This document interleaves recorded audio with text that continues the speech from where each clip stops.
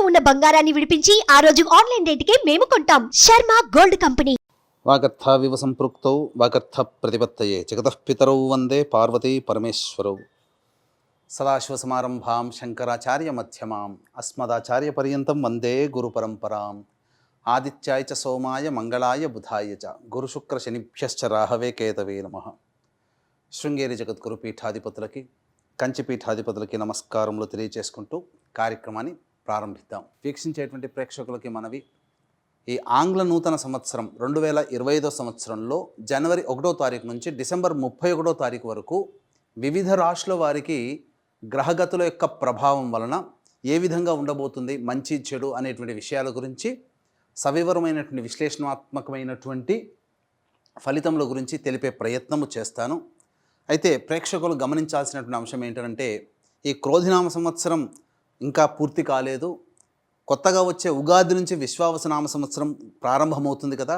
మరి ఆ విశ్వావసనామ సంవత్సర ఫలితాలు అనేటువంటిది ప్రామాణికంగా కాకుండా ఆంగ్ల నూతన సంవత్సరం చెప్పేటువంటిది ఎక్కడ ఉంది అంటే, ప్రధానంగా గమనించాల్సిన అంశం ఏంటంటే, మనకు శాస్త్రములన్నీ కూడా ప్రపంచమంతా ఏది అంగీకరిస్తుందో అది కూడా ధర్మబద్ధమే, శాస్త్ర సమ్మతమే అని మనకు చెప్పబడి ఉంది. కాబట్టి ప్రపంచమంతా 2025 సంవత్సరం కోడే కూస్తుంది. కాబట్టి ఈ 2025 సంవత్సరంలో ఎలా ఉండబోతుందనే విషయాల్ని క్లుప్తంగా మీకు తెలియజేస్తాను. మళ్ళీ విశ్వావసనామ సంవత్సరం ఎప్పుడైతే ప్రారంభమవుతుందో అప్పుడు మళ్ళీ ఈ ఆంగ్ల నూతన సంవత్సరం కాకుండా విశ్వావసునామ సంవత్సర పంచాంగ ఫలితములని తెలిపే ప్రయత్నం కూడా అప్పుడు చేసుకుందాం. 2025 సంవత్సరంలో కనుక చూసుకున్నట్లయితే ప్రధానంగా మనకు ఈ మేషరాశి వారికి మంచి చెడు, అలాగే వివిధ రంగాలలో ఉన్నటువంటి వారికి ఏ విధంగా ఉండబోతుందో తెలుసుకునే ప్రయత్నం చేద్దాం. ముందుగా ఈ మేషరాశి వారికి ప్రధానంగా గురుబలం అధికంగా ఉండడం, అన్ని విషయాల్లో కూడాను విజయాన్ని పొందే అవకాశం గోచరం అవ్వడం, గ్రహగతులు కూడా కొంత సమయం మీకు అనుకూలంగా ఉండడం, కొంత సమయం తర్వాత నుంచి కొన్ని ఇబ్బందికర పరిస్థితులు అనేటువంటివి ఉండడం, ఇవన్నీ కూడా సర్వసాధారణమే. అయితే ఎలా ఉండబోతుంది, ప్రధానంగా ఈ యొక్క గ్రహ సంచార ప్రభావాన్ని బట్టి మనం ఏ విధంగా ఉండబోతుందో తెలుసుకునే ప్రయత్నం చేద్దాం. ఇక ప్రధానంగా చూసుకున్నట్లయితే ఈ మేషరాశి వారికి 9 మే వరకు గురువు వృషభంలోనే సంచారం చేస్తుంటాడు.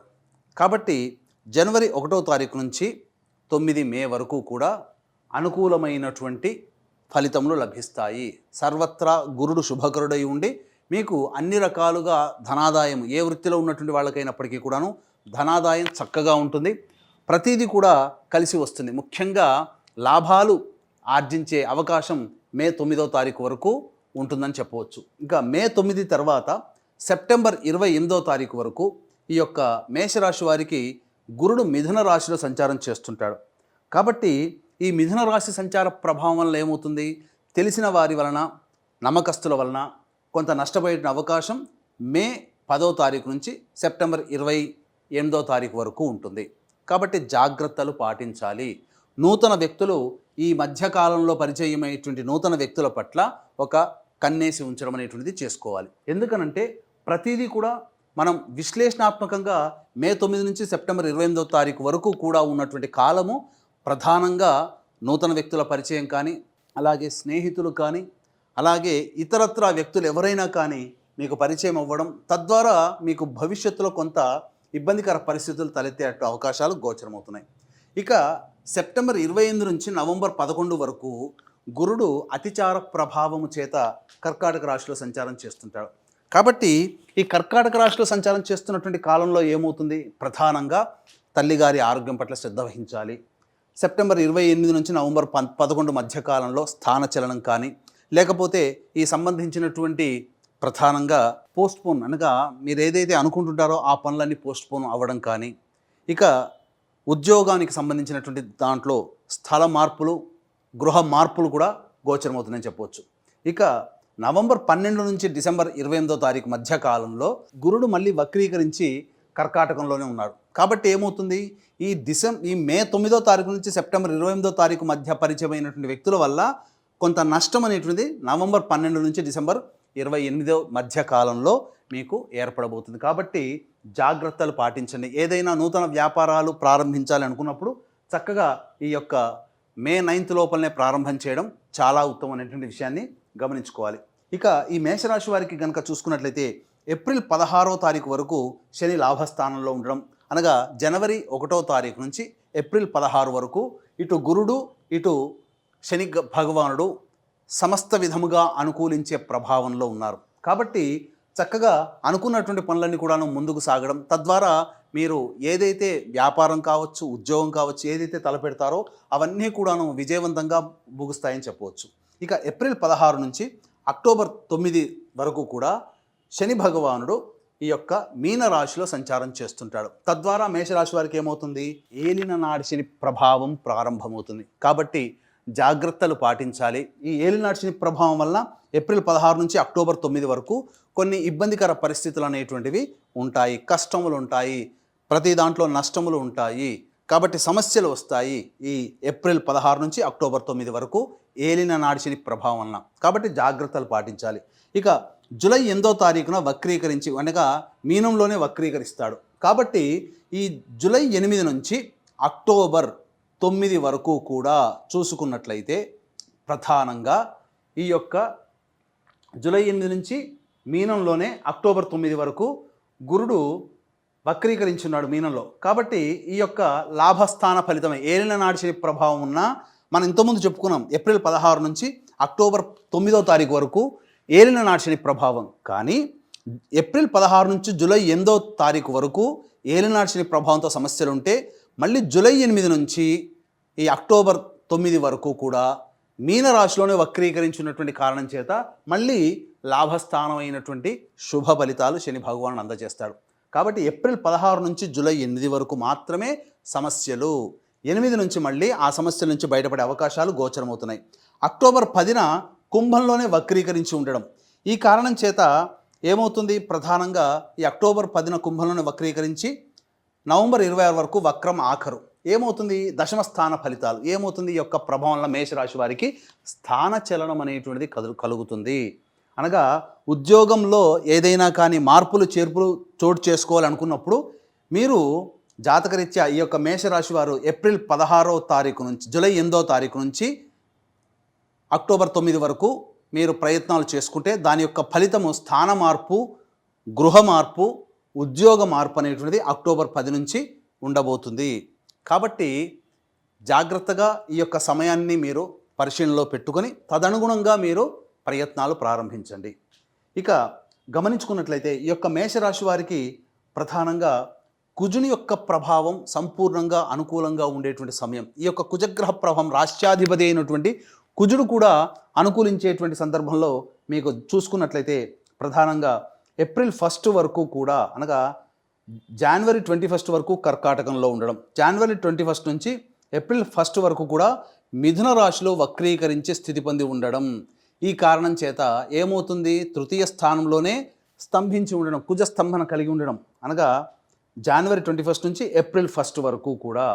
ఈ కారణం చేత ఏమవుతుంది, ధన వస్తువులు, అనగా ధనము ఖర్చు కావడం కానీ, సోదర సోదరిమణులతో విభేదాలు ఏర్పడడం కానీ కుజగ్రహ ప్రభావం వల్ల కలవచ్చు.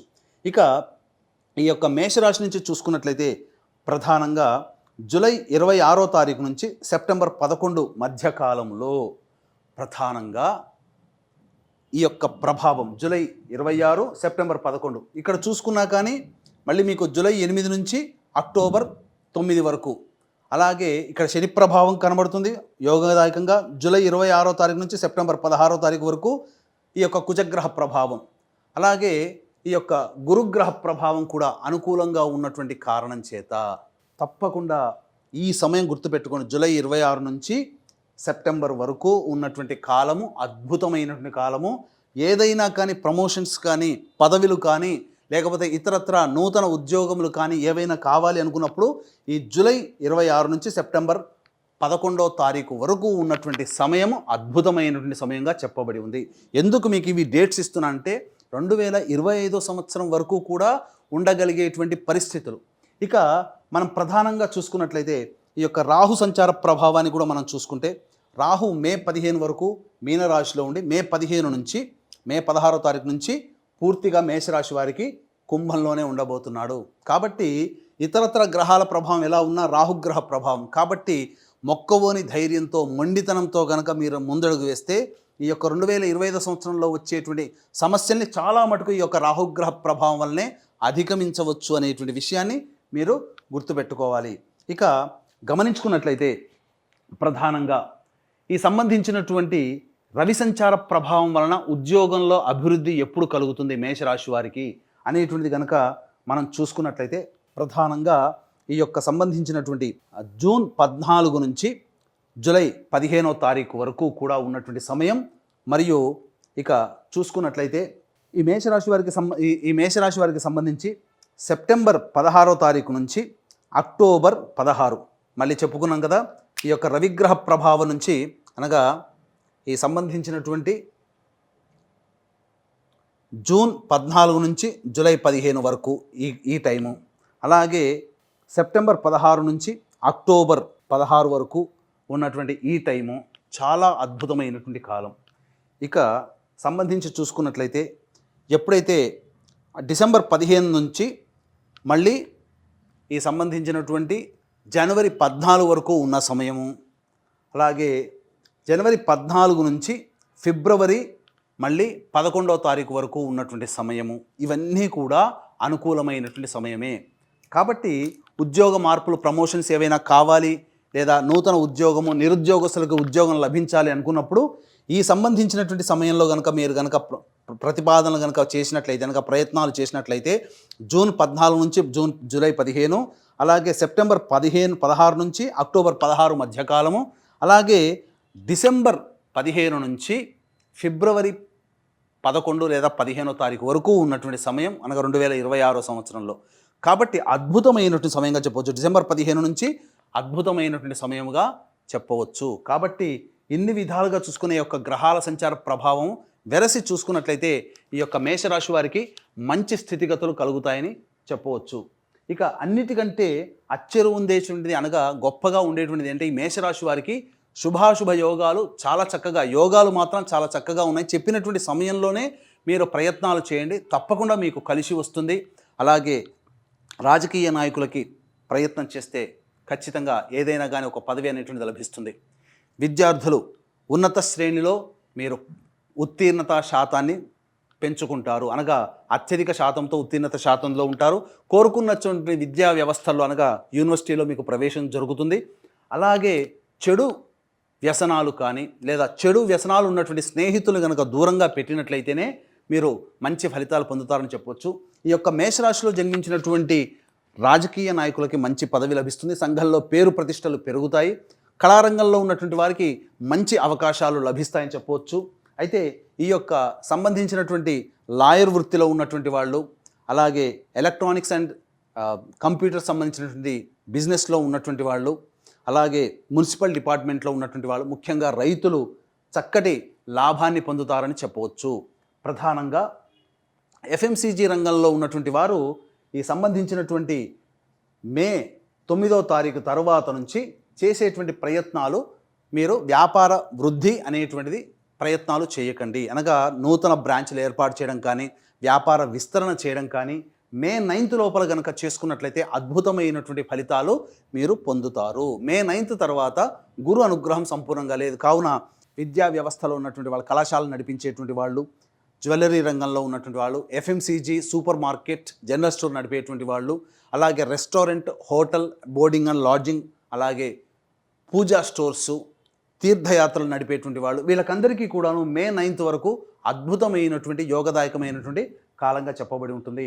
ఇక గమనించుకున్నట్లయితే ఈ యొక్క మేషరాశి వారికి సర్వత్రా అన్నీ కూడాను అనుకూలంగా ఉండేటువంటి సమయం కావున చక్కగా ప్రణాళికాబద్ధంగా చెప్పినటువంటి సమయంలో మీరు కనుక ముందడుగు వేస్తే మంచి శుభ ఫలితాలు పొందుతారని చెప్పడంలో ఏమాత్రం సందేహం లేదు.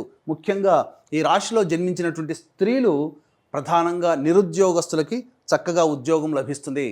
అలాగే ఉద్యోగం చేస్తున్నటువంటి మహిళలకి ప్రమోషన్స్ కూడా లభిస్తాయి. ఇక ముఖ్యంగా చూసుకున్నట్లయితే మీకు సంఘంలో పేరు ప్రతిష్టలు పెరుగుతాయి, మీ యొక్క మాటకి మీ కుటుంబంలో విలువ పెరుగుతుంది. కాకపోతే ఎక్కువగా బాధ్యతలు అనేటువంటివి ఎక్కువగా ఉండడం వల్ల మీరు ఈ సమస్యలు, అనగా శారీరక శ్రమ, మానసిక ఒత్తిడి ఎక్కువగా ఉండడం వల్ల కొన్ని ఇబ్బందికర పరిస్థితులు, అనారోగ్య సమస్యలు కొని తెచ్చుకునే అవకాశము గోచరమవుతుంది. ముఖ్యంగా ఈ సంబంధించినటువంటి స్త్రీలు చూసుకున్నట్లయితే ఈ అక్టోబర్ 16 నుంచి నవంబర్ 15వ తారీఖు వరకు ఉన్నటువంటి సమయము, అలాగే ఈ మే 13వ తారీఖు నుంచి జూన్ 14వ తారీఖు వరకు ఉన్నటువంటి సమయము అనారోగ్య సమస్యలు వచ్చే అవకాశాలు గోచరమవుతున్నాయి. ఇక నవంబర్ 15 నుంచి డిసెంబర్ 15 మధ్యకాలంలో కూడా కొంత మానసికమైనటువంటి ఆందోళన ఈ రాశిలో జన్మించినటువంటి స్త్రీలు పొందేటువంటి అవకాశము గోచరమవుతుంది. ఇక అన్నిటికంటే మించి ప్రధానంగా చూసుకున్నట్లయితే ఈ యొక్క మే 16వ తారీఖు వరకు రాహు ఇక్కడే సంచారం చేస్తుండడం, శని ప్రభావం కూడా అనగా గమనించుకున్నట్లయితే ఈ యొక్క శని సంచార ప్రభావం కూడా ఏప్రిల్ 16వ తారీఖు వరకు అనగా జనవరి నుంచి మీరు చూసుకున్నట్లయితే జనవరి నుంచి ఏప్రిల్ 16 వరకు అనుకూలమైనటువంటి సమయంగా చెప్పబడి ఉంటుంది. చాలా అద్భుతమైనటువంటి యోగదాయకమైనటువంటి సమయం అండి. దీన్ని మిస్ చేసుకోకండి. అవకాశాలని చెప్పినటువంటి సమయంలో మళ్ళీ ఒకసారి వీడియో అర్థం కాకపోతే మళ్ళీ ఒకసారి చూడండి. ఈ యొక్క ప్రభావం వలన మేషరాశి వారు ఈ 2025వ సంవత్సరంలో వాళ్ళకు ఉన్నటువంటి కోరికల్ని నెరవేర్చుకుంటారు. ముఖ్యంగా గమనించుకున్నట్లయితే ఆస్తిపాస్తులకు సంబంధించినటువంటి విషయాలలో పురోగతి వస్తుంది. అనగా పిత్రార్జితం కానీ స్వార్జితానికి సంబంధించినటువంటి వ్యవహారాల్లో విజయాన్ని పొందుతారు. కాబట్టి అన్ని రకాలుగా అన్ని రంగాల్లో ఉన్నటువంటి వారికి చాలా మంచి జరుగుతుందని చెప్పొచ్చు. ఏతావాత చెప్పొచ్చేది ఏమిటంటే ఈ యొక్క రాశిలో జన్మించినటువంటి సర్వ విధాలుగా అనగా సర్వ వ్యవస్థలలో ఉన్నటువంటి వారు శుభాన్నే పొందుతారు. అశుభము చాలా తక్కువగా ఉంది.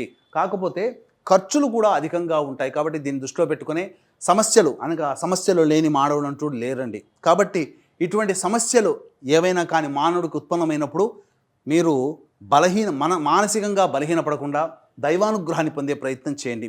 ఇట్టి దైవానుగ్రహం ఈ 2025వ సంవత్సరం అందరికీ అందించాలనేటువంటి ఒక సదుద్దేశంతో జనవరి 13వ తారీఖు రోజున పౌర్ణమి అనగా పుష్య పౌర్ణమి సందర్భంగా కాళహస్తిలో కానీ లేదా శ్రీశైలంలో కానీ సర్వదోష నివారణ పూజల హోమాలు సంవత్సరం పాటు చేయించడం జరుగుతుంది. ప్రతి నెల ఒక్కొక్క పుణ్యక్షేత్రంలో ఈ 2025వ సంవత్సరంలో మీరు నిజాయితీగా చేసేటువంటి ప్రయత్నాలతో పాటు దైవ అనుగ్రహం గుర్తుపెట్టుకోండి.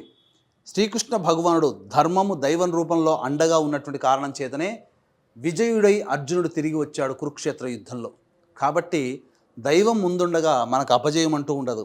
ఇట్టి దైవానుగ్రహం మీకు అందరికీ అందించాలనేటువంటి సదుద్దేశంతో సంవత్సరం పాటు కూడా ప్రతి నెల సర్వదోష నివారణ పూజలు హోమాలు, అలాగే మేషరాశి వారికి ఏలిన నాటి శని ప్రభావం కూడా ఉంది కాబట్టి ఇట్టి శనిదోష నివారణ పూజల హోమాలు ప్రతి నెల కూడా మీ కుటుంబ సభ్యుల గోత్రనామాదులతో చేయించడం జరుగుతుంది. అవకాశం ఉన్న వాళ్ళు కార్యక్రమ తదనంతరం కాంటాక్ట్ చేసి పూర్తి వివరాలు తెలుసుకోవచ్చు. అలాగే తండ్రి వైపు 7 తరాలు, తల్లి వైపు 6 తరాల్లో ఏవైనా దుర్మరణాలు ఉన్నా ఆ దుర్మరణాలని పితృదోషంగా చెప్పబడుతుంది. కాబట్టి ప్రతి నెల పితృదోష నివారణ కార్యక్రమాలు మన పీఠం ఆధ్వర్యంలో నిజాయితీగా చేయించడం జరుగుతుంది.